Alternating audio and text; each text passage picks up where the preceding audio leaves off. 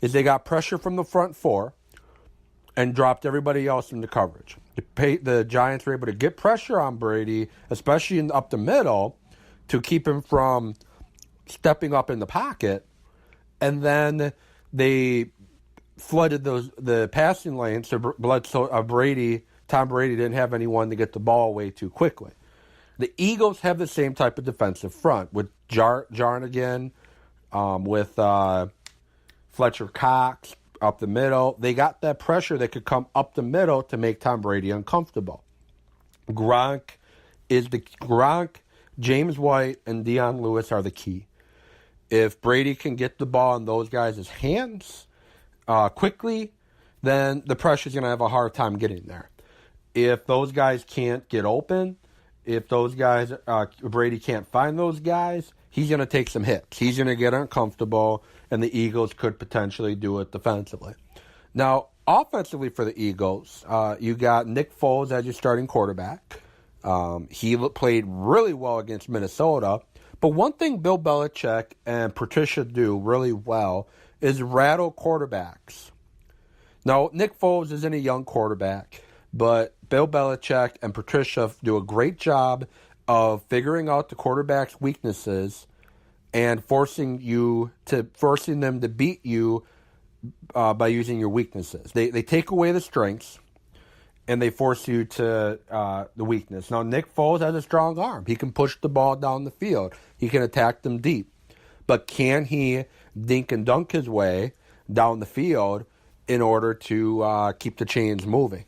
Now, the wild card in this game is going to be Zach Ertz, tight end who just torched Minnesota's defense. He's going to be the wild card in this game. The Patriots don't really have anyone that can match up on Zach Ertz, just like the Eagles don't have anyone that can match up on Rob Gronkowski. So the big thing is you got to get the ball in Ertz's hands. That's what the Eagles got to do. But I got a feeling the defense of Patricia is going to center around shutting Ertz down. Now, I know I just said they don't have anyone that can really cover him one-on-one, but I think they could double him, zone him, always have an extra guy over the top anywhere Ertz is to limit the big plays, to force Nick Foles to have to dink and dunk, which is not his specialty. He's not a guy that's going to do a 12-play drive if you force him to do that. The running game is going to have to play big for the Eagles, too. Jay and Blunt and Clement need to have a big game. They have to. And they got to do a good job of protecting Nick Foles when they do pass the ball. So, looking at this game, who is going to win? Now, the Patriots, they do a great job of studying everything. Studying referee tendencies. That's why they don't get flagged that often. Studying what the quarterback does well on the opposing team. Finding out who his favorite weapon is so they could focus on shutting that down to force somebody else to beat you. So maybe Alshon Jeffrey or or Hogan or Alshon Jeffrey or one of the other receivers. And the Patriots do a good job of getting guys like Hogan and Amendola and White and Lewis open, and once the ball gets in their hands, they're really good at getting yards after the catch. So with the Patriots having the experience, with the Patriots knowing what it takes to win, with the scientists and Belichick and Patricia, I think the Patriots end up winning. I'm going to say probably a 31 or 34 to 31-27. So Patriots are going to score right around 31 and 34 points. The Eagles 27 to 31, somewhere in that range. But the Patriots get the win. Brady gets his 6th Super Bowl. Belichick gets his 6th Super Bowl. And that's how I think it's going to go. I want the Eagles to win, but I think the Patriots, just with everything that they do well, and the inexperience on the Eagles side of things, I think the Patriots win. So with that, you've been listening to the Evan Witt Podcast. Feel free to follow me on Twitter at Evan Witt Sports. Let me know what you think of the show. Let me know what you think of this episode. Let me know what you think of my prediction. and we'll go from there. Oh, and then the last thing I want to mention, I almost forgot, Royal Rumble happened a week ago, and I really enjoyed the Royal Rumble. I really enjoyed it. I thought it was one of the better Royal Rumble matches, the 30-man Battle Royal, that they've had in quite some time. You had Shinsuke Nakamura win over guys like John Cena and Roman Reigns. They could have went with one of those two, but they went with Nakamura to set up an AJ Styles versus Nakamura match at WrestleMania. Now I know we still got Fastlane on SmackDown that AJ Styles could drop the belt to Kevin Owens or Sami Zayn, but I don't see that happening. I see them wanting to set up Styles and Nakamura. That's what they want at WrestleMania. That's going to be a big moneymaker come WrestleMania. And now you got at Elimination Chamber match to determine the number one contender against Brock Lesnar. Now, the favorite to win that is Roman Reigns, but Braun Strowman, they might decide to pull the trigger again on Braun Strowman and have Braun Strowman beat Brock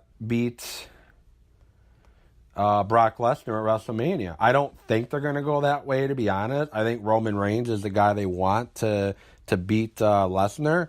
But I think if they go Strowman and Lesnar WrestleMania, or even a triple threat match with Lesnar, Reigns, and Strowman, I think that would be a great way to go. The women's Battle Royal match, a Royal Rumble match, was great as well.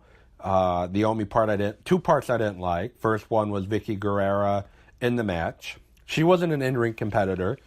She was a general manager. She was an authority figure. No reason to have Vicky Guerrero in the actual match. You could have had one of your up-and-comers in NXT have that spot, or you could have brought in a different legend that has history in the ring.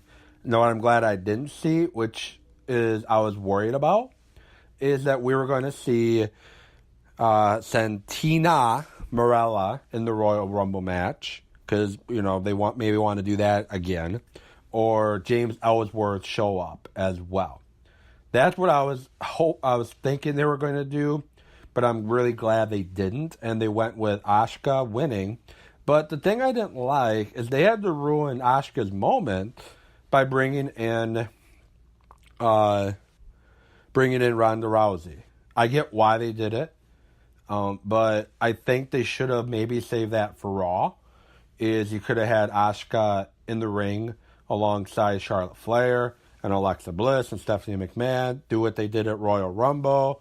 Have Asuka name who she's going to fight at WrestleMania the next night on Raw, and then bring Ronda Rousey down.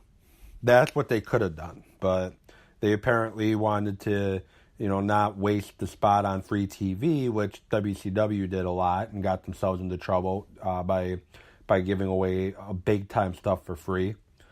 But I'm excited for the upcoming Elimination Chamber pay-per-view for Raw. I'm excited for the upcoming Fastlane pay-per-view for SmackDown, and I'm excited to see what card they put up for WrestleMania. So you're going to have Nakamura and AJ Styles for sure. You could have Reigns and Lesnar. I think you should make it a triple threat match and add Strowman in it and put the title on Strowman, but that's just my opinion. You have Asuka fighting for the either Raw or SmackDown women's title.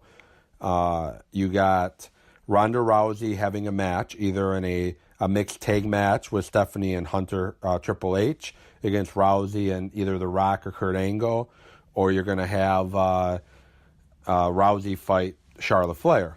Is probably one thing they could do.